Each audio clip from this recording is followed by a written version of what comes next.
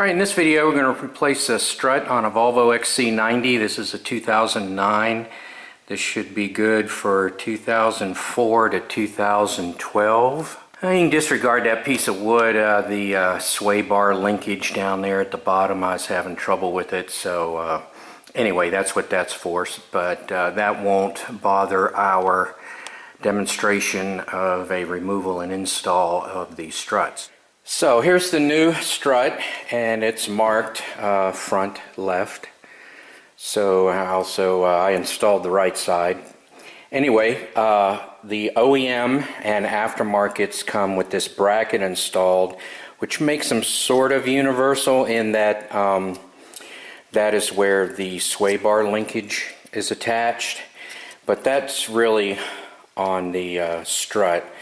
What makes them left and right is the speed sensor hookup.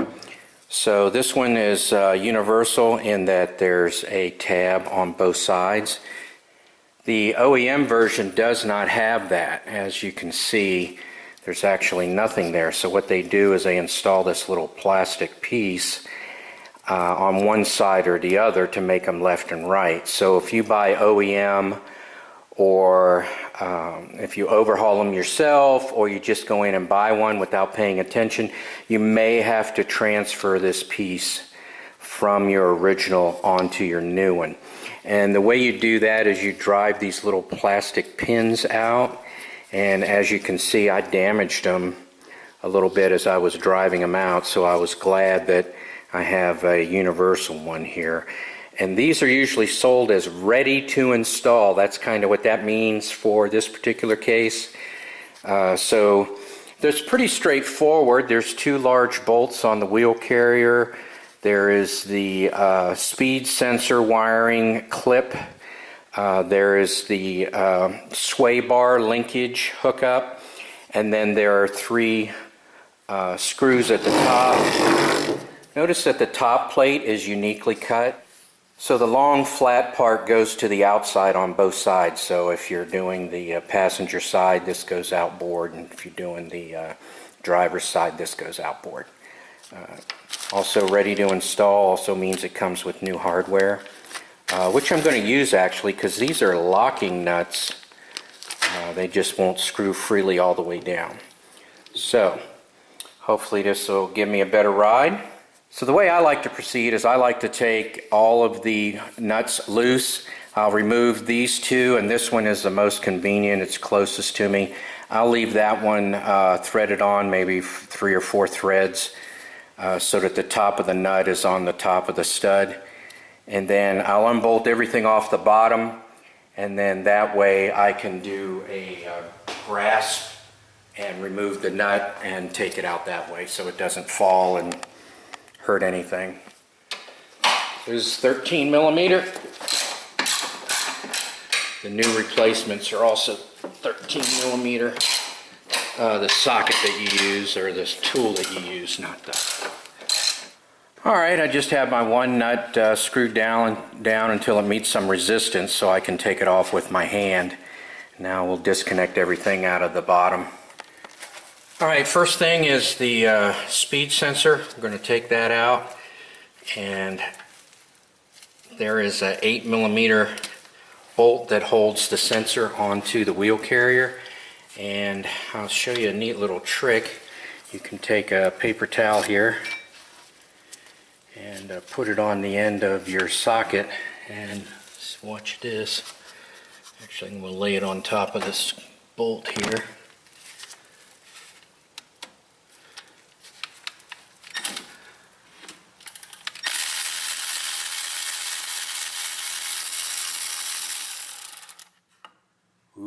How about that? And it also works going in too, because you know you have to line that up.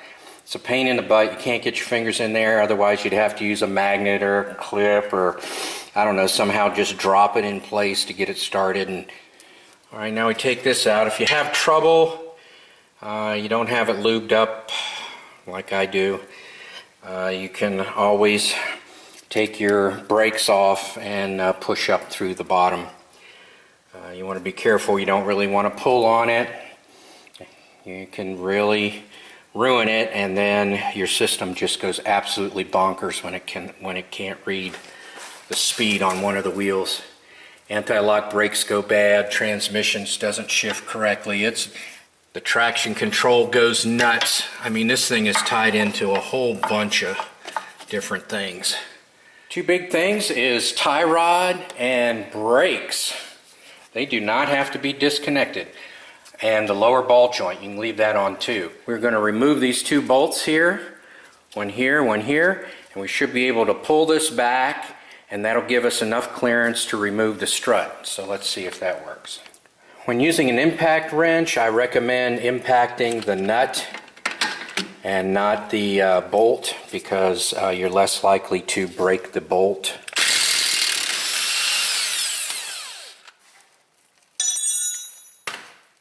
Now I can't get my impact wrench straight on there. Let's see. Because of the brake caliper, yeah. So I'm going to use wrenches. Now I know that that's loose. However, if yours has been on there for 10 years or whatever, you may have to take the brake caliper and maybe even the caliper mounting bracket off. So the bolt head is 18 millimeters and the nut is 21. I think I'm going to get my... So as I'm taking the bottom one out, it's starting to want to fall apart here. So between the lower ball joint and the tie rod, it's not going anywhere.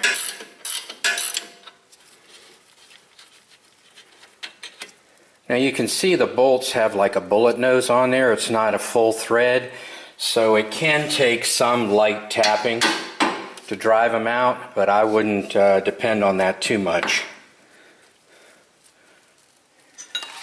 So the threads kind of get hung up on this as it tries to come apart or stay together, and you may find yourself having to just unscrew them.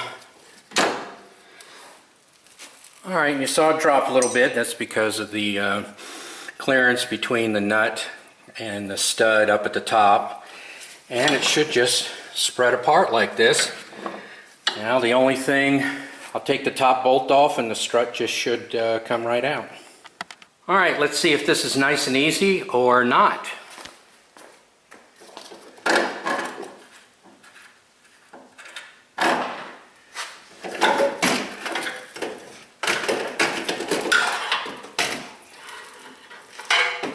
And the new one should go in just the reverse order, so let's see if that works. Okay, just two details with the new one. Don't forget that the flat part goes outboard, so it'll be installed like this.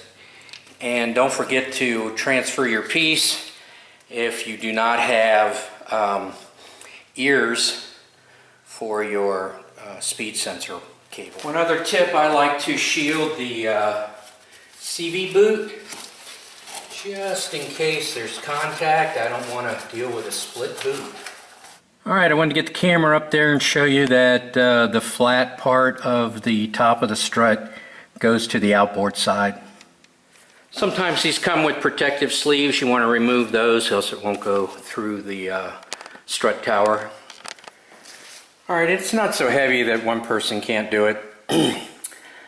So once you get one started, then you can finagle it around either underneath in the fender or right up here in the top, and just kind of finagle it around and get the other two started.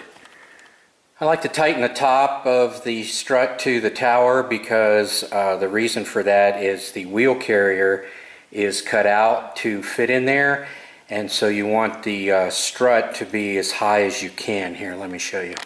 So what I'd like you to look at is this cutout right here on the wheel carrier. That's going to fit underneath here, so you want your strut up as high as you possibly can. It helps the wheel carrier get into position more easily. Rotate it around into position. See, that's why I like to have my little protective shield there. Metal would even be better. And then you just kind of put it together. You just kind of line everything up and get it started, and it should go together just like that, real easy. I like to run an alignment pin through there. Alright, with my makeshift guide pin in place, I'll get the bottom bolt started. See how it has the end is like a bullet nose? Get that started. Screw it in if you have to. Alright, the lower bolt went in. I just kind of pushed on it a little bit. Now I'll try the upper bolt here. See if that'll go any better.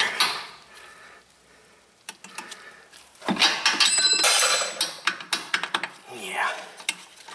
Not as smooth. The other one went all the way in, but I don't mind ratcheting it in. Alright, put the nut on. We'll tighten it down. Torque it down if necessary. Your leftover screw here should remind you to put your speed sensor back in. So what I like to do is I like to use Vaseline, and I like to use the name brand Vaseline.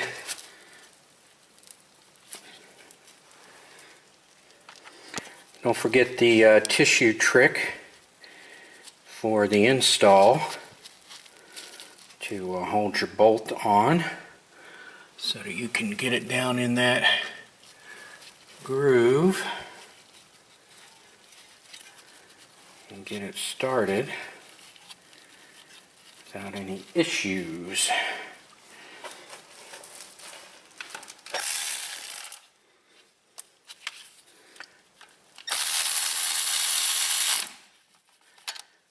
Alright, problem solved. Alright, I'll remove my CV boot shield here. And now we need to put in the sway bar linkage. Alright, sway bar linkage. Went with Delphi, let me show you. First of all, if there's a large size and a small size, the large size goes on the strut and the small size goes on the sway bar. Now, I wasted my money with these Moogs because they came, they have a large size and a small size, but they also come with Zerk fittings. I don't want to grease those things. I would rather replace this a couple of times if it wears out than get in there every 6 months or year or whatever it was and grease fittings. Man, those days are over. I mean, some Jeeps still have fittings that you grease, but nah, you don't grease a car anymore. So anyway, I don't know what I'm going to do with those. It's too late to send them back. I've had them for too long. This job was pretty far in the making. So anyway, large size goes on the strut. And it doesn't matter which one you put in first, but I found attaching it to the strut first seems to be easiest for me. Also, you want to notice there's a 5mm hex. So you're going to need a 5mm hex and an appropriate size wrench for the bolt. Also, you'll be tightening the hex. So what you'll actually be doing, you'll have it in the loosened position. And then your 17mm on the small side and your 19mm on the large side will remain stationary as you basically loosen the hex head to draw it out through the nut, because these are nylon lock nuts in this particular case. What did the Moog have? They just had locking nuts. Okay. Okay, like I said earlier, the large size bolt here, or ball joint threads, go onto the strut. And usually the holes are such that they can't be put in backwards. Anyway, what you want to watch out for, I know on some BMWs they actually fit into the hole and come through a little bit, and then the bolt actually fits up against it like a flange. However, I noticed on this car it does not. So you want to have your linkage such that it doesn't interfere with your any of your brake cables or your speed sensor. So let me see if I can demonstrate this here. So you notice the direction of the ratchet, it's like I'm in the loosening position. and that is tightening it down. It's actually drawing the bolt through. And once the top is tight, the bottom you should be able to maneuver it in such a way that you can feed it through. If you don't, you have other issues. You can also, remember how I had that board in there? That's because my other one was bent and I did have other issues. So anyway, you can always get something in there, crowbar, whatever, and move it down if you have to. So anyway, that's why I like to bolt the top up, because you can always move the sway bar down a little bit if you need to. I'll tell you what, I don't know what it is, but I thoroughly enjoy riding in a vehicle with new struts, new sway bar linkage, new brakes, everything all refurbished. In this case, also a new control arm. I did all these videos separately. Anyway, I can't wait to put the wheel on, go for a test drive, and I'll probably test drive it to the alignment shop because I messed with all the geometry of everything. I'm going to go ahead and make sure that everything is still okay.